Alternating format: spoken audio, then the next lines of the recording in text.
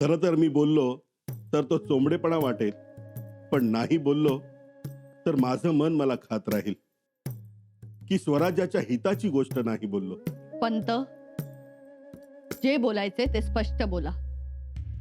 म्हणजे असं आहे की पन्हाळ्यावर जो प्रकार घडला तो किती भयंकर होता. स्वराज्याचे छत्रपती आणि त्यांना कट रचणाऱ्याने फारच शिताफीनं कट रचला होता, पण गुन्हेगार लवकरच सापडतील. अहो गुन्हेगार सापडतील, सापडणारच, पण केव्हा? नंतर. मुळात ह्या गोष्टी लक्षात यायला पाहिजेत.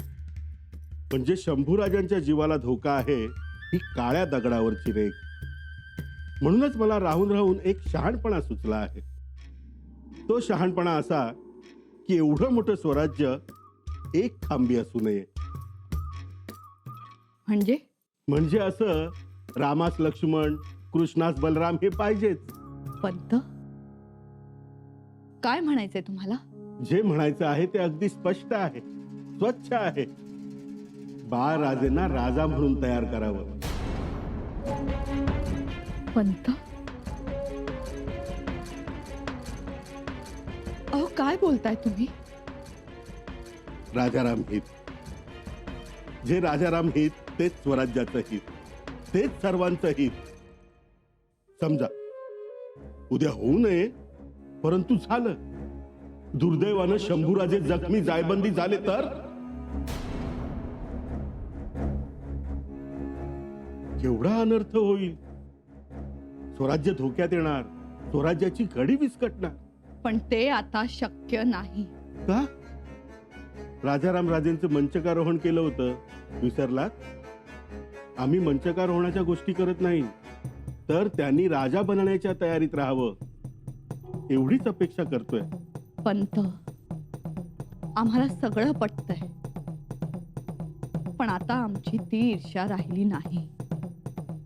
संघर्ष नको वाटतो. बिलकुल संघर्ष करायचा नाही. आपण फक्त पर्याय म्हणून तयार करायचं. बाळराजेंना कारभाराचं प्रत्यक्ष शिक्षण मिळेल. थोड्याच कालावधीत त्यांना एक निष्णात योद्धा म्हणून तयार केलं जाईल. उद्या काही बरं वाईट घडलं तर बाळराजे छत्रपती म्हणून शोभले पाहिजेत. आपणाकडून आम्हाला मोठ्याने होकारही नको. किंचित मान हलवलीत तरी चालेल.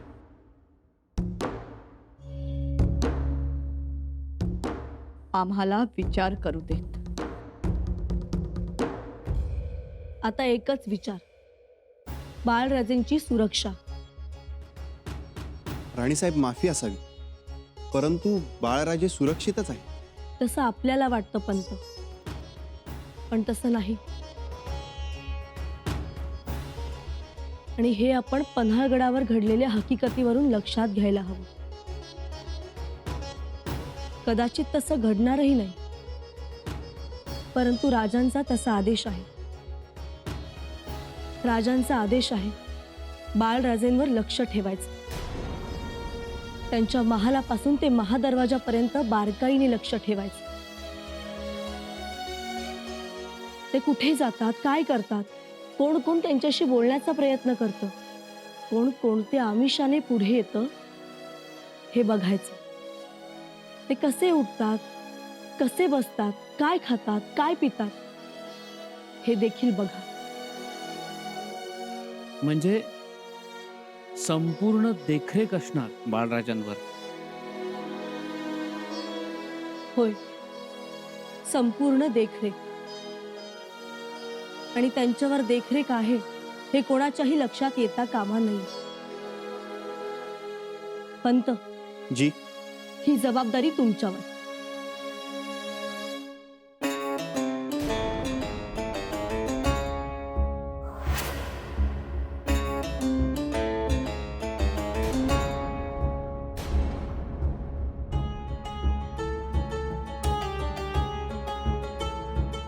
मातोश्री, या ना.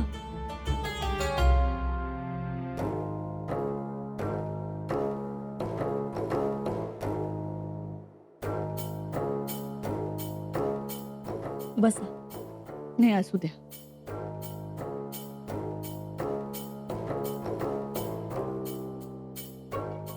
तुमची मसलत महत्वाची दिसते.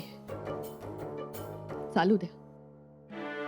आम्ही एवढंच विचारायला आलो होतो की बाळराजेंना सदरेवर पाठवायची इच्छा आहे. जर तुमची हरकत नसेल तर कारभार हाताळला जातो.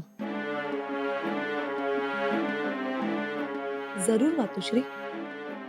बाळराजेंना सदरेवर येण्यासाठी आमची काहीच हरकत नाही. परंतु ते सदरेवर येतील, बसतील, ते देखरेखीखाली.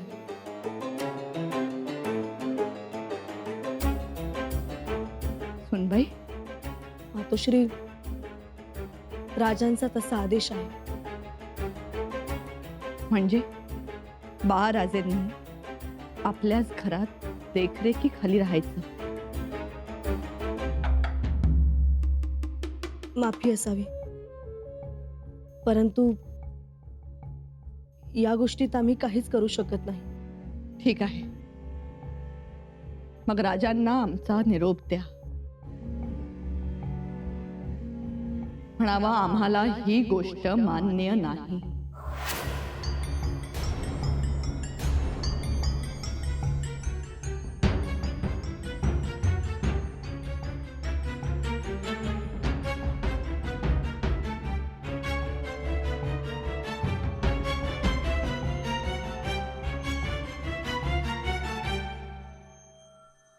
पेशवे, कविराज, जी जी. बाळराजेंवर लक्ष ठेवण्यासाठी आपल्याला अत्यंत निष्ठावंत माणसं लागतील. आणि यासाठी आम्ही येसाजीराव दाभाडे आणि बाबाजी ढमढरे यांचे चिरंजीव हरजी ढमढरे यांच्यावर ही जबाबदारी सोपविण्याचे ठरवत आहोत. हे उत्तम झालं. म्हणजे आता बाळराजांची चिंताच मिटली. आणि ही दोन्ही माणसे राजांच्या विश्वासातली, प्रसंगी प्राणांचीही पर्वा करणार नाहीत, परंतु बाळराजांना हिफाजतीने राखतील. खंडोजी, तुम्ही राजांना निरोप द्या. म्हणावं, काळजी करू नका. बाळराजेंना आम्ही तळहाताच्या फोडाप्रमाणे जपू.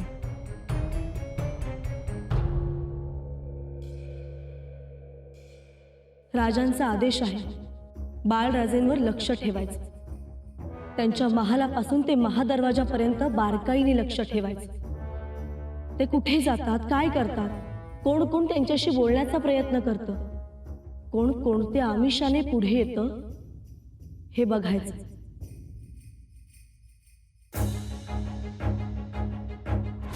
इथून पुढे या अशा प्रकारे तुमच्या आडून आमच्यावर कोणी वार करू नये म्हणून तुम्हाला नजर काही देत आहोत आम्ही.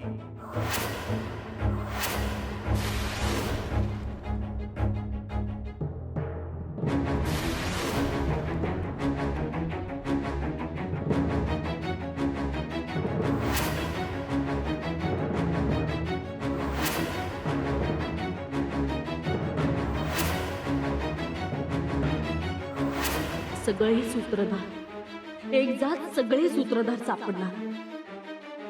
बहिर्जी काका स्वतः जातीनं हजर झाले. बहिर्जी काकांच्या तीक्ष्ण नजरेतून कुठलाच गुन्हेगार सुटणार नाही. त्यांनी संपूर्ण जाळं पसरवले.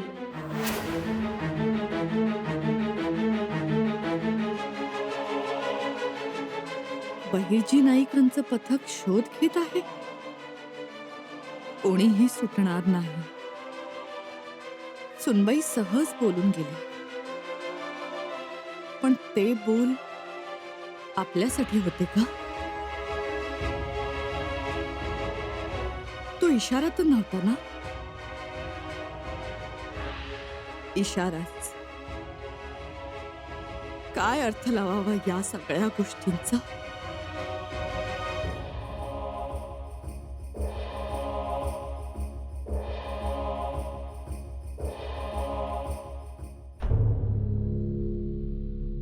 खंडोजी, हे बरं नाही. काय बरं नाही? तुम्ही तालीमखान्यातून तलवारी बाहेर काढता आहात, भाले बाहेर काढता आहात. उद्या तुम्ही पागेतून घोडा आणि बारूदखान्यातून दारुगोळा बाहेर काढाल. बिलकुल नाही. मग का तालीमखान्यातून शस्त्र बाहेर काढताय? बाळराजेंची तालीम सुरू होणार म्हणून?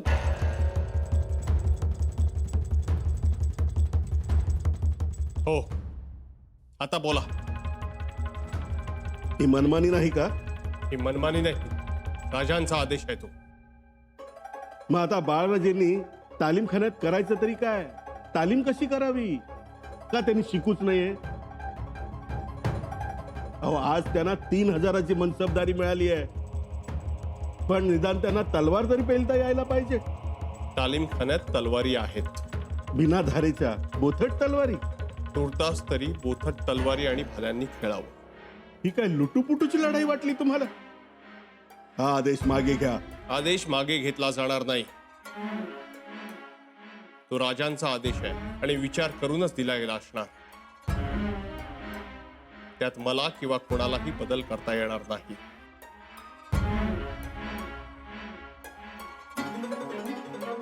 अथुजी, पंढरी, तलवारी बाहेर काढा.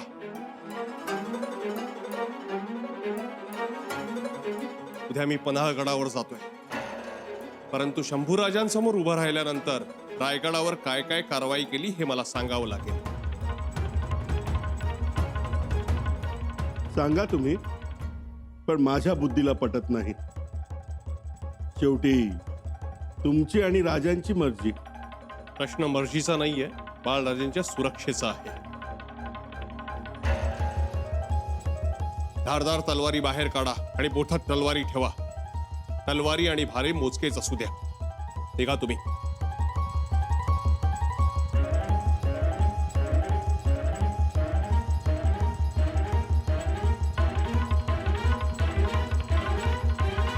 तालीमखान्याचा ताबेदार कोण हे येसाजीराव दाभाडे ठरवतील. मी निघतो.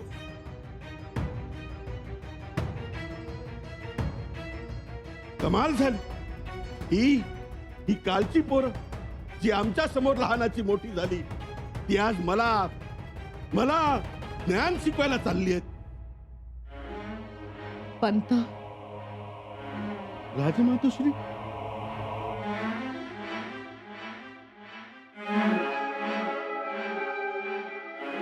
बघितलं, हे असं असतं. म्हणजे बाळराजेंना खरी कोणतीच गोष्ट मिळू द्यायची नाही. अहो, मी म्हणतो निदान हात शिकताना तरी खरी तलवार नको का हो? अहो, त्यांना पोलादाचा खणखणाट ऐकत मोठा होणारा राजा नकोय, लाकडाचा राजा हवाय.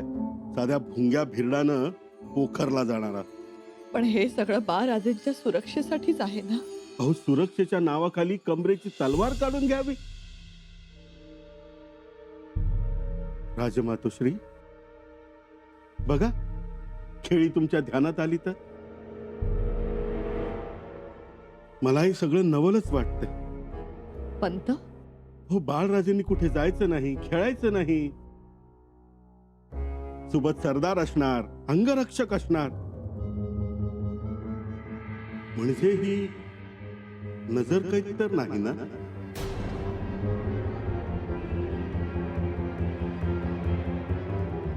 काय नजर काही?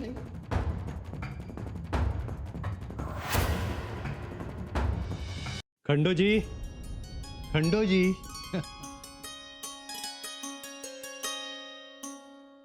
नमस्कार करतो. आयुष्यवंत भव, सुखी भव. मी काय म्हणत होतो, एखाद 2 दिवस अजून राहिला असता तर. नको बाबा, राजे माझी वाट बघत असतील आणि खरं तर मला देखील त्यांच्याशिवाय करमत नाही. हो, म्हणजे तुला राजांशिवाय करमत नाही. गळा लागलाय त्यांचा. हा, काळजी घे. हे बघ, यात तहान लाडू आणि भुकेचे लाडू, दोन्ही लाडू आहेत. अहो बाबा नको. अहो, कुठे एवढा लांबचा प्रवास आहे? पन्हाळ्यावर तर जायचं आहे. अरे बाबा, प्रसंग काय सांगून येत नाही, त्यामुळे आपल्याकडे घरची शिदोरी असलेली बरी. अहो बाबा, घरची शिदोरी तर मी कधीच घेतली आहे, आणि ते देखील तुमच्याकडून. माझ्याकडनं शिदोरी घेतलीस? हो. बाबा, मागच्या वेळी तुम्ही पोहे दिले होते ना, पोहे आणि डांगर. अच्छा, ती शिदोरी होय? नाही, ती नाही. मग कोणती शिदोरी? स्वामीनिष्ठेची शिदोरी. ती कधीही न संपणारी आणि दिवसेंदिवस वाढतच जाणारी शिदोरी. बाबा, खरं तर हे आपल्या घराण्याचं वैशिष्ट्य आहे, नाही? खरंय खंडोजी. आणखीन एक वैशिष्ट्य आहे आपल्या घराण्याचं.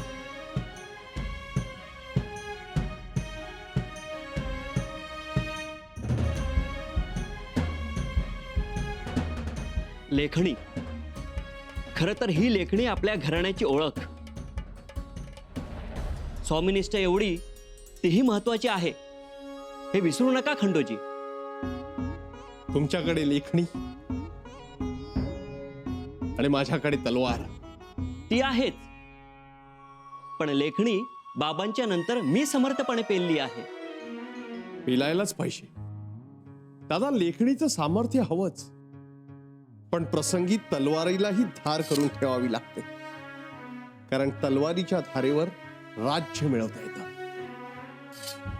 तलवारीच्या धारेवर राज्य मिळवता येतं आणि लेखणीच्या धारेवर ते राज्य राखले जाते. का हो बाबा? बाळांनो, दोन्ही गोष्टी खऱ्या, परंतु माझ्या लेखी दोन्ही गोष्टींचं महत्व सारखेच. लेखणी आणि तलवार या दोघांनाही स्वामीनिष्ठेचं अधिष्ठान पाहिजे, तरच लेखणीच्या टोकातून ठिबकणाऱ्या थेंबातून मोती जन्मतो आणि तलवारीतून ठिबकणाऱ्या थेंबातून महानता निर्माण होते. म्हणून प्रथम स्वामीनिष्ठा. परंतु असलेली स्वामीनिष्ठा स्वामींना उमगली पाहिजे ना. नाहीतर आज चिटणीशी आपल्याकडे आणि उद्या दुसरीकडे असं नको. आवजी बाळा, तशी कोणतीही शंका घेऊ नकोस. गोष्टी कानावर येतात म्हणून बोललो. दादा बोललास, आता यापुढे बोलू नकोस.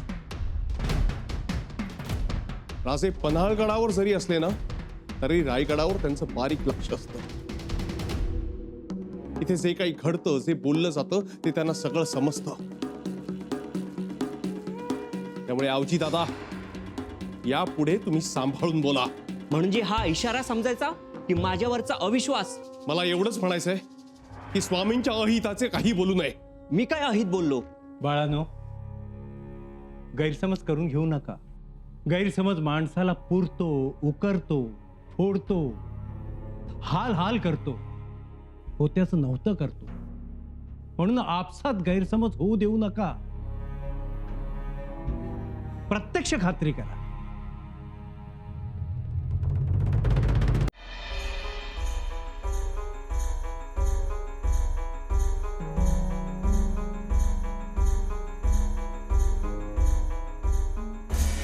निरोपही घ्यायचा होता आणि हा शिक्काही द्यायचा होता.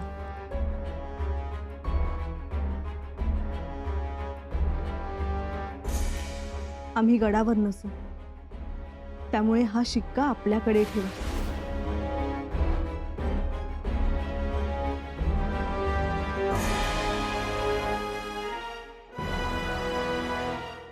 कसला विचार करताय? आणि गप्प गप्प का?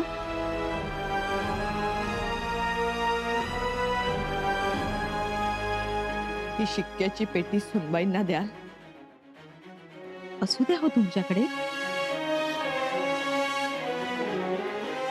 आम्हाला ती नकोशी वाटते,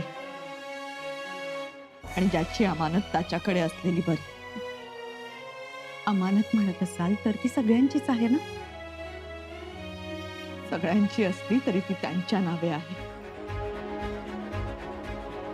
त्यामुळे ही त्यांनाच द्या. थोरल्याबाई साहेब, ठेवून द्या हो इथेच. आणि त्यांनी मागितली का तुमच्याकडे?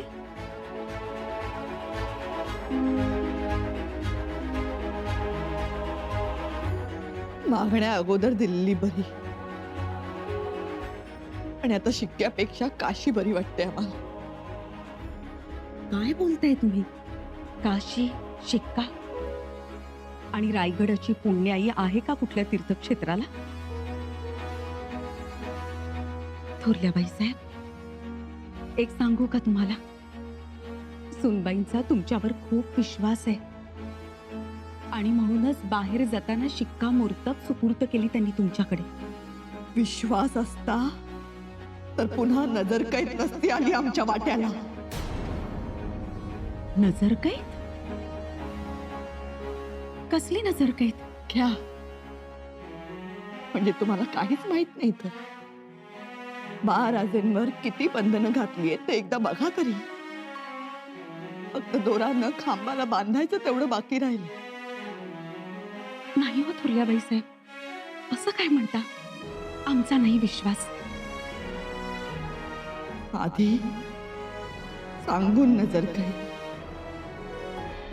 आणि आता न सांगता एवढंच काय.